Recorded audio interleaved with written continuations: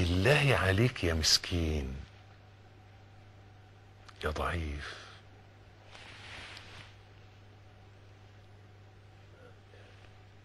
تعمل العادة السرية وهو شايفك؟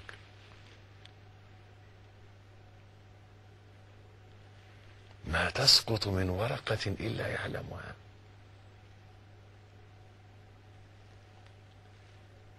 شايفك معاك قريب منك مراقبك، هيحاسبك.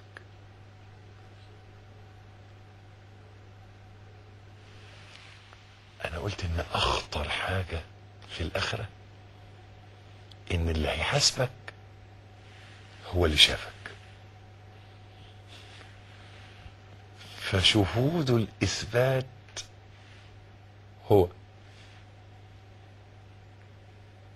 هو شافك، كان معاك. شوف بقى لما تقف قدامه يقول لك عبدي لما، تقول له ايه؟ تقول له ايه؟ تقول له ايه؟ طيب لما يقول لك لما، القيوم يقول لك ده وانت بتعصيني انت في قبضتي وتتصرف بحولي وقوتي، تحاربني بنعمي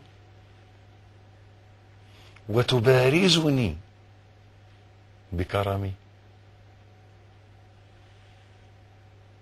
وتعصيني بتمكيني.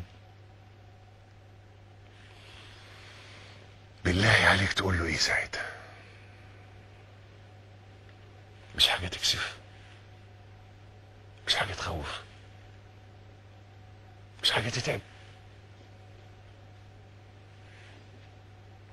القيوم